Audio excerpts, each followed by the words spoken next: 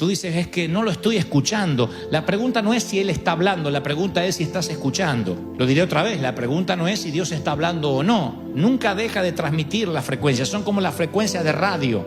En este momento estamos con un montón de ondas televisivas y radiales que están cruzando esta arena. Tú dices, pero yo no escucho ninguna radio. No, porque no estás sintonizando ninguna de esas frecuencias. Y dejas de oír su voz. Me recordó algo que es fundamental y que alguna vez lo hablamos en las reuniones de ADN con el liderazgo de esta congregación, y que es que la mejor manera de saber cuando una persona está preparada para liderar a otras es cuando es capaz de liderarse a sí misma.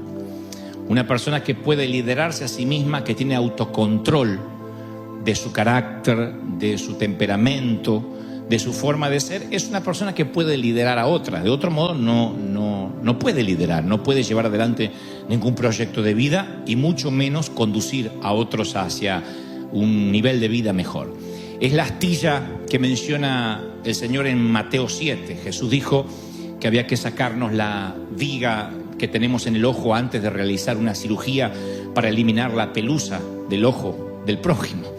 Que es imposible que uno pueda ayudar a otros si primero no quita lo que le molesta personalmente. Pero la tendencia humana siempre es pensar de esa manera. A veces queremos establecer una institución para instruir a otros sobre la limpieza del hogar, y en casa tenemos los restos del huracán Andrew. En casa tenemos un caos, pero siempre queremos que el otro sea el que tenga la limpieza. Aconsejamos a otros sobre las incapacidades y a veces nos mantenemos ajenos a las nuestras, a las propias, a nuestros problemas, ¿no? El Señor lo dijo: ustedes, fariseos, le imponen cargas a las personas que ustedes mismos no pueden llevar, no pueden cargar. Y nosotros siempre hablamos de llevar a otras personas a Cristo, ¿no? Decimos, vamos a predicar, a llevar a personas que no conocen del Señor, a llevarlos a la cruz. Y ahí está la clave, preguntarnos si nos podemos llevar nosotros mismos a Cristo. Y no hablo de aceptar a Cristo por primera vez, que la mayoría lo ha hecho. Me refiero si tenemos la capacidad de volvernos a comprometer con el Señor cuando estamos alejados. Se trata de renovarse. La Biblia es una continua renovación, nos lleva a renovarnos todos los días. Isaías 53:6 dice: todos andábamos perdidos como ovejas, cada uno seguía su propio camino, pero el Señor hizo recaer sobre él la iniquidad de todos nosotros, sobre Cristo, la iniquidad o el pecado de todos nosotros. Entonces yo veo, antes de construir lo que quiero decirle, quiero darle esta suerte de introducción. Cada vez que el Señor nos compara con ovejas, y lo he mencionado en otra ocasión, siempre me pregunté por qué se le ocurrió al Señor compararnos con las criaturas esas peludas que pululan las colinas de Judea. ¿Por qué no nos compara con ovejeros alemanes, por ejemplo? Bueno, aquí los estoy entrenando como leones, eso hubiese estado bien, o como tigres, o como panteras. Pero ¿por qué el Señor nos compara con ovejas? No es muy halagador, porque las ovejas son frágiles, vulnerables, son un tanto torpes. Nadie diga amén, pero si nos compara con ovejas, somos propensos a accidentarnos, a perdernos, a descarriarnos. Pero nos compara con ovejas porque es el único animal que sí o sí necesita un pastor. No hay ovejas salvajes, no hay ovejas que anden por la pradera de manera salvaje y puedan sobrevivir. Después todo el resto de los animales tienen su versión del salvajismo, tienen su versión no domesticada. Hasta un gato puede ser salvaje, un perro puede ser salvaje, pero no una oveja. Una oveja necesita un pastor. Por eso esa es la razón fundamental por la cual Él nos compara con ovejas, porque no podemos vivir solos. Solos estamos a la deriva, como un cometa sin cuerda, como una hoja en la tormenta. Y ahora, ¿por qué nos desviamos si somos ovejas? Bueno, yo tengo 3 causas comunes por las cuales nos desviamos y no nos renovamos, como les decía recién. Primero, no cuidamos como ovejas las fortalezas. O sea, lo que nos hace fuertes no lo solemos cuidar. Descuidar nuestras fortalezas puede convertirse a veces en nuestra mayor debilidad. Por ejemplo, una persona que tiene el don de la misericordia, el don de ayudar, si no lo cuida, puede sentir culpa por las cosas que no puede hacer, porque no puede ayudar a todo el mundo, y empieza a sentirse abrumado, y lo que fue al principio un regalo de Dios se transforma en una carga sin la ayuda de un pastor, sin la ayuda del Espíritu Santo. Tiene el deseo de ayudar, se ve impotente para ayudar, y entonces vive preocupado, vive cargada o vive angustiado por todo lo que no puede hacer. Si Dios le da a alguien el don de sabiduría, y esa es su fortaleza, sin la ayuda del pastor, como cualquier oveja, se puede llenar de orgullo, porque todo lo sabe, porque él conoce todas las respuestas, o ella conoce todas las respuestas. Entonces es una oveja que sin la ayuda del pastor, el don de la sabiduría linda con el orgullo, con la pedantería, con la petulancia. ¿Estoy siendo claro lo que digo, sí o no? La segunda cosa que yo veo por la cual nos descarriamos, además de descuidar lo que Dios nos da, las fortalezas por alejarnos del pastor, es que cuando nos alejamos del pastor, perdemos la alegría, lo que yo llamo la alegría robada. David, cuando peca en el Salmo 51:12, él dice, entre otras cosas, devuélveme la alegría de la salvación y que un espíritu obediente me sostenga. No es casual lo que está diciendo el salmista. Yo quiero tener un espíritu obediente, pero necesito recuperar la alegría de la salvación. A veces el enemigo nos desvía del camino, nos quita del corral, y al alejarnos del pastor nos quita la alegría. Cuando uno pierde la alegría, todo se hace cuesta arriba. La alegría no tiene que ver con la felicidad. La felicidad es de a ratito y viene por acontecimientos, pero también se va por acontecimientos. Viene con el nacimiento de un baby y se va con la muerte de un ser querido. Miren cómo la felicidad puede escurrirse de entre los dedos. Miren qué escurridiza es que llega. La felicidad no es el álbum de fotografías que conservas en tu casa. Esos son momentos. Entonces la alegría no tiene que ver con la felicidad, tiene que ver con el gozo de servir al Señor. Decir, bueno, mira, no me fue bien en el matrimonio, no me fue bien con mis hijos, bueno, no tengo el trabajo que deseo, pero tengo la alegría, el privilegio que muchos no tienen, que los ángeles no pueden tener, de servir al Rey de Reyes, de servir al Señor de Señores. Eso me tiene que producir una alegría que compense la vida común o la vida rutinaria. Lo tercero es que al alejarnos de Dios o de nuestro pastor, no escuchamos su voz. Y la palabra dice en Juan 10:4, las ovejas lo siguen porque reconocen su voz. Mi pregunta esta mañana es, ¿reconoces la voz del pastor? Tú dices, es que no lo estoy escuchando. La pregunta no es si él está hablando, la pregunta es si estás escuchando. Lo diré otra vez, la pregunta no es si Dios está hablando o no. Nunca deja de transmitir las frecuencias, son como las frecuencias de radio. En este momento estamos con un montón de ondas televisivas y radiales que están cruzando esta arena. Tú dices, pero yo no escucho ninguna radio. No, porque no estás sintonizando ninguna de esas frecuencias y dejas de oír su voz.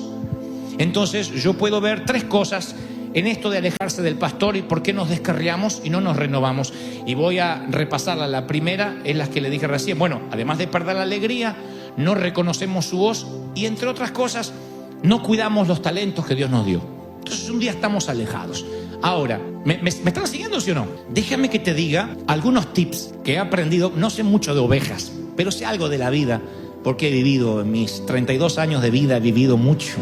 Y sé algo, no, ya voy para medio siglo, pero en mi medio siglo de vida yo he aprendido algunas cosas, porque en ese medio siglo he estado mínimamente unos 42 años en las cosas del Señor, desde chiquitito.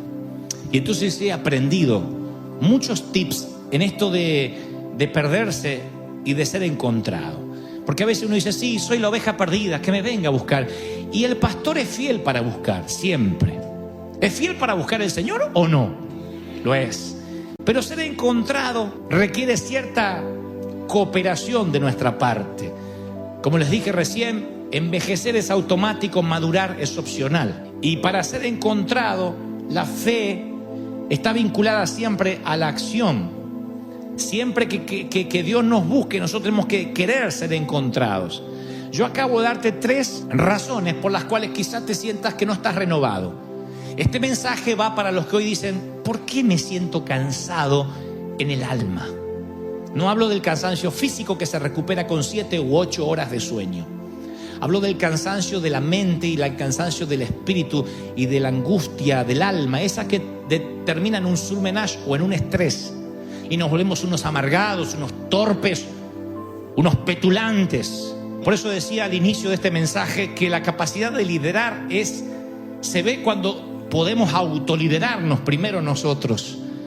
Y seguiré diciéndole algunas cosas sobre esto de perderse y encontrarse. Si desviarte, si perder el gozo es un patrón constante, debes saber que el pastor utilizará la corrección. En la cultura de los pastores beduinos, si las ovejas se mantenían cerca de los pastores, los depredadores no podían atacar, porque están los pastores, le tienen miedo, sea el lobo, sea quien sea.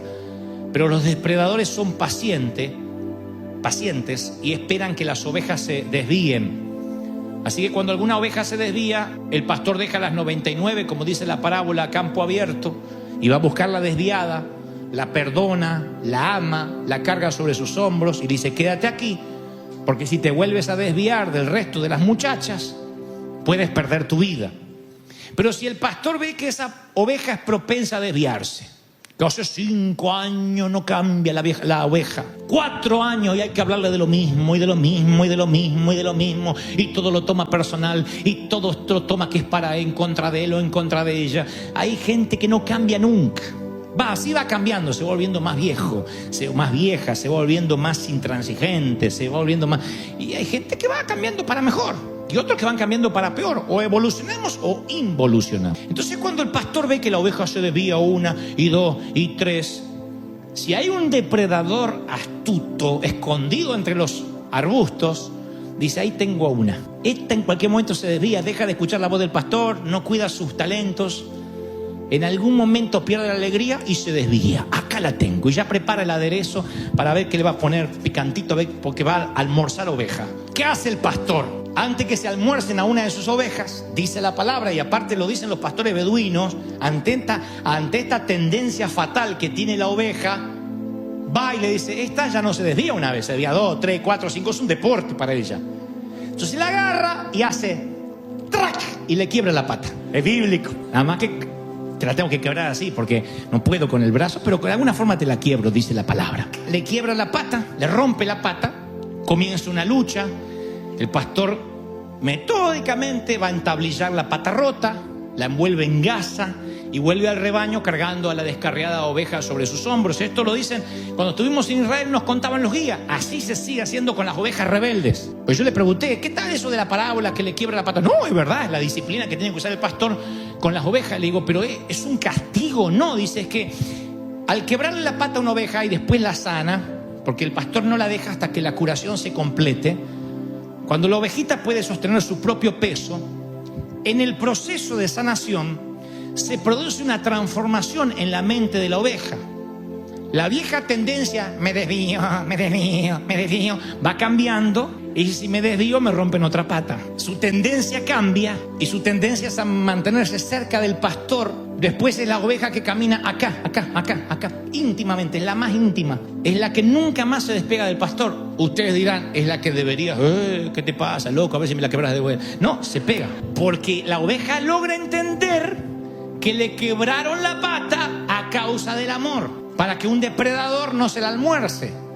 Lo entiende, una oveja, un animal, un cuadrúpedo lo entiende, Ahora, en el momento de la lesión, estoy seguro que la oveja pensó algo distinto. En el momento que te están quebrando la pata, no está diciendo: ay, pastor, quiébremela.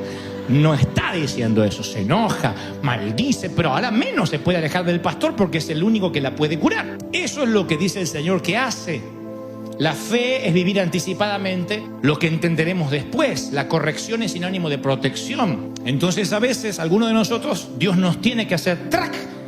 Y decimos: pero ¿por qué tuve que perder el empleo? ¿Por qué? ¿Por qué me pasó esto en el matrimonio? ¿Por qué me pasa esto con mis hijos? Y si miramos hacia atrás de manera autocrítica, vamos a descubrir que tenemos una tendencia a perder el gozo de servir, a dejar de oír su voz, a no cuidar los talentos que Dios nos dio. Entonces ya no somos la oveja que cada 10 años se descarría un poquito, sino que vive descarriada y cada 10 años se acerca un poquito. Cuando la tendencia es a la inversa de como debería ser, el pastor que te ama tanto te quiebra la patita, te trae en los hombros y por la montaña a buscarla fue. La encontró de novio con un inconverso, le quebró la pata, la trajo de vuelta y al redil volvió. Creo que cuando el Señor ve que hay una tendencia, ¡trac!, nos quiebra y nos trae de vuelta y nos pegamos íntimamente a Él. Lo segundo que yo descubrí e insisto, no porque conozco de ovejas, sino porque conozco de caminar con el Señor algo, es que el camino que transitamos es nuestro destino. Si una oveja se desvía y se desvía y se desvía, tarde o temprano va a llegar a Egipto y no a Israel. Si te estás desviando y todo el tiempo estás perdiendo el gozo, no te van a recordar como un buen padre. Te van a recordar como un padre que quiso tomar el camino correcto, pero que se equivocó. Supongamos que hay una mujer soltera que dice: yo quiero enamorarme de alguien que realmente vaya en la dirección correcta. Quiero enamorarme de alguien que me comprenda, de alguien a quien ame. Esa es su intención, pero luego en el camino se mete con el primero que se le cruza solo para no sentirse sola. Y entonces ella descubrirá que Egipto está apenas bajando la calle. Un día se encuentra desviada, perdió la manada y no sabe cómo llegó hasta ahí. O supongamos que un esposo dice: yo quiero que mis hijos me respeten cuando crezcan, pero sus hijos ven que él pierde la paciencia con frecuencia y siempre anda con sujeta la va a quedar así cuando la agarre, dijo la mujer. Sus hijos dicen: papá intenta, pero Asiria está a la vuelta de la esquina. Supongamos que un joven cristiano dice: yo realmente deseo desarrollar una intimidad profunda y duradera con Dios, pero todos los días se levanta tarde, mira su Facebook, sus redes sociales, vive atado al celular. Mi querido, por más que quieras tener una relación con Dios, Egipto es la próxima salida del freeway. Los recién casados deberían tener una seguridad económica a la edad de sus padres. Sin embargo, no planifican nada, compran todo lo que ven, se meten en créditos, en abusos de tarjetas de crédito justamente. Y yo les diría: espero que hayas empacado bien para las tormentas de arena que te van a tocar en Egipto y Asiria, porque te estás desviando. Entonces, cuando veo a una oveja que tiene una tendencia para desviarse a Egipto y a Asiria, lo más probable es que el Señor tenga que corregirte con la pata quebrada y traerte de vuelta. ¿Qué trato de decir? Que a lo mejor esto que te está pasando no es una causal de que el enemigo metió la cola necesariamente, sino que Dios te corrigió porque te ama demasiado. Muchos están trabados en sus estatus sociales. Me consta, el Espíritu Santo me ha dicho: no ores porque no va a tener los papeles, porque en cuanto tenga los papeles lo perdés de la iglesia, lo pierdo del rebaño. Otros necesitan cargar con un cuerpo frágil, porque si su cuerpo fuera fuerte, le darían la espalda de manera inmediata a Dios. Pablo pide 3 veces ser librado de una debilidad. Aunque hay teólogos que dicen que eran problemas quizás en la vista, miopía, que era rengo, él no habla de un problema físico, habla de debilidad.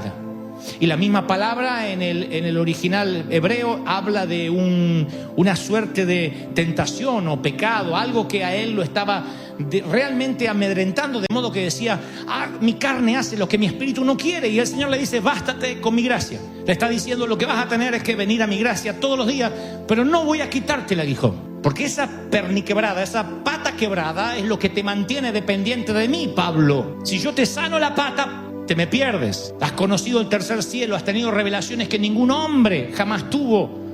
Aunque te consideras el menor de los discípulos, fuiste el único al que yo le prediqué personalmente luego de estar resucitado. Podrías andar por la vida diciendo: a mí ningún hombre me pudo predicar. Cristo me tuvo que predicar camino a Damasco. Un hombre que manejaba ciudadanías dobles, que era multicultural, cosmopolita, que tenía su profesión, que se autoabastecía a sí mismo, letrado, que podía debatir con griegos, con los grandes cerebros de la época, con el Simi Valley de la época que era Grecia. Era un hombre que necesitaba tener una pata quebrada. De otro modo, no sería el gran Pablo que conocemos y quizá hubiese seguido el camino de Judas o quizá otro. El Señor sabía que tenía esa debilidad, lo conectaría con él, y que Dios de ese modo se llevaría la gloria.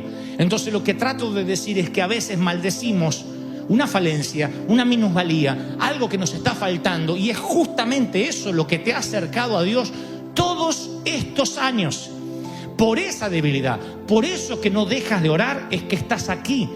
Dios nos conoce. Tú dices: no, si Dios me da la seguridad de que esto se me va a ir, yo le voy a servir. Tu abuela, ¿sabes la gente que yo conozco? Tu abuela, dice el Señor en Proverbios 8:16. ¿Sabe la gente que yo conozco? que dice: voy a sembrar el día que Dios me prospere, $1 millón van a ir para la iglesia. Y Dios dice: no, las señales siguen a los que tienen fe. No, tú no sigues las señales. La gente en cuanto recibe ese dinero empieza a decir: bueno, primero tengo que pagar mis deudas, después la iglesia, y se olvida de lo que había prometido. Y el Señor sabe, porque Él nos creó. Él sabe que nosotros inmediatamente tendemos la tendencia a alejarnos del Hijo. Mira, voy a contarles esta maravillosa historia en los últimos 2 minutos. Un viudo rico tenía un hijo al que amaba profundamente. Viudo, multimillonario y con un hijo. Entre otras cosas, el padre era aficionado al arte y viajaba por el mundo coleccionando obras de grandes pintores: Rembrandt, Monet, Van Gogh. El hombre compraba las pinturas y las exhibía en su propia mansión. Así que cada vez que volvía de un viaje, ponía en su propiedad aquellas atesoradas pinturas. Los años pasaron y el muchacho creció, el hijo creció. La nación estaba en guerra y el hijo se alistó para defender su país. Y después de unos meses de combate, el padre recibió un telegrama que le informaba tristemente que su hijo había muerto en acción, había muerto en combate. Con eso al padre le llegó el desánimo y el duelo, y varios inviernos pasaron, y con el dolor el padre no lograba sobreponerse, no lograba elaborar su duelo de perder a su único hijo, su única sangre. Una Navidad, porque la historia es real, una Navidad, un soldado se presenta a su puerta, era jovencito, y le dijo: Señor, dijo el joven, yo estaba en el mismo pelotón de su hijo durante la guerra, nos hicimos muy amigos, y a menudo él me hablaba acerca del amor que usted tenía por el arte. Yo no soy un buen artista, pero una noche yo, en un descanso, dibujé el retrato de su hijo. No es mucho, no es un Rembrandt, no es un Monet, pero pensé que le gustaría tenerlo. Es el retrato de su hijo. Y el dibujo se asemejaba notablemente a lo que era su hijo. Así que le cayeron lágrimas a los ojos del padre, y aquella pieza de arte se convirtió en la más preciada para el hombre. Lo colgó sobre la chimenea y cada día la miraba y le hablaba al hijo. Pasaron algunos años y el padre murió, y coleccionistas de todo el país vinieron, volaron de todas partes del mundo para comprar las obras de arte que iban a ser subastadas. Nunca tantas obras de arte habían estado bajo un mismo techo. Así que posibles compradores millonarios colmaron la sala esperando ofertar por un Rembrandt o por un Monet. Pero para sorpresa de todos, la subasta no comenzó como había esperado, sino con una pieza, con un cuadro que no estaba en la lista, el dibujo hecho por el joven soldado. El subastador dijo: la subasta va a comenzar con el dibujo que hizo el soldado. Y para sorpresa de todos, que se enojaron, estaban desconcertados, los podías oír impacientes, enojados, diciendo: no viajamos de tan lejos para comprar el dibujo de un novato, por favor, salgamos de esta subasta ya. Y el subastador dijo: comienza la subasta con la foto, con el dibujo del soldado. $100. Aparte, es una subasta de millones. Empezar una subasta con $100 es una locura. Nadie ofertó. El subastador sigue diciendo: vamos, $100 es la oferta inicial. Nadie ofertaba porque era un insulto llevarse el dibujo de un novato, que además lo había hecho en el frente de batalla y no tenía ni título, ni nombre, ni nada. Así que decían todos: pasemos a los cuadros importantes. Y el subastador decía: no, primero es este cuadro, $100, ¿quién oferta? Y lentamente, de atrás, un anciano levanta la mano y dice: bueno, yo no tengo mucho dinero, pero sí fui vecino de esta familia, de este hombre por muchos años. Conocí a la esposa antes de morir, conocí al hijo, así que yo voy a comprar el dibujo. No tengo mucho dinero, pero puedo juntar ahora los $100. El subastador dijo: bueno, la oferta es de 100, ¿alguien oferta 150? Y nadie ofertó. Entonces dijo: subastado por $100. Y le entrega el cuadro que estaba sobre la chimenea al anciano, que era vecino. Ahora los coleccionistas dijeron: muy bien, ahora podemos seguir adelante con la subasta. Y el subastador dijo: no, la subasta se termina aquí. Y dijeron: ¿por qué esa subasta está terminada? Es imposible. La multitud comenzó a protestar. Un coleccionista dijo: pero si ni siquiera comenzamos con lo bueno, ¿por qué la subasta se terminó? Lo siento, dijo el subastador, la subasta está terminada. No puede ser, insistían los coleccionistas. Y entonces el subastador lee una parte del testamento del hombre que dijo: es muy simple. Según el testamento del padre, dijo: cuando subasten todas mis pinturas, comiencen con el dibujo de mi hijo, y aquel que se lleve a mi hijo se lleva todo. ¿Te llevas al Hijo? ¿Te llevas al Hijo? ¿Cuánto dice Señor? Ese es el Señor que quiero, puro, sencillo, simple. ¡Aleluya! Alguien tiene que aplaudir más que eso si crees que el Rey ha hablado hoy. ¡Aleluya! Amo esa historia. ¡Trac! Y el Señor te dice esta mañana, ¿quieres regresar al redil? ¿Quieres volver a casa? ¿Puedes liderarte a ti mismo para volver a casa? ¿Quieres volver a casa? Te propongo un camino de regreso a casa. Cerca del Hijo y te llevas todo. No hay nada mejor que estar cerca del Hijo, aunque tengas que venir cojeando. Pero es maravilloso cojear, porque significa que es la marca que tuviste un encuentro con Dios. Gracias por llegar hasta el final. Si esta palabra tocó tu corazón, te animo a seguir escuchando lo que Dios tiene preparado para ti en los siguientes videos.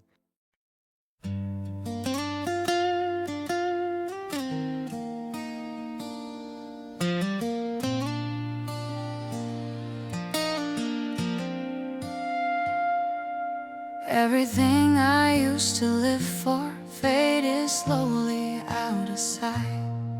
Now my days just circle around you like I'm lost without a light.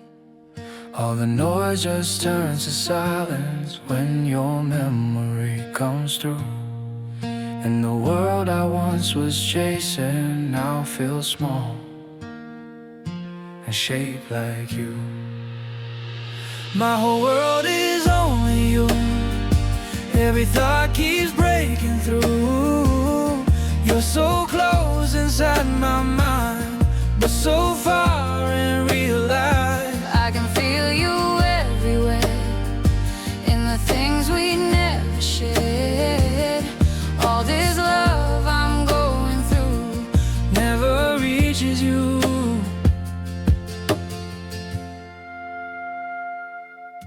Every image feels so real now, like you're standing next to me. But the truth is in the silence, you were never meant to see. My whole world is only you. Every thought keeps breaking through. You're so close inside my mind, but so far in real life. I can feel you everywhere, in the things we never shared. All this love I'm going through never reaches you. If you felt it for a moment, would it change the way you stay? Or would I still be the shadow that just fades away?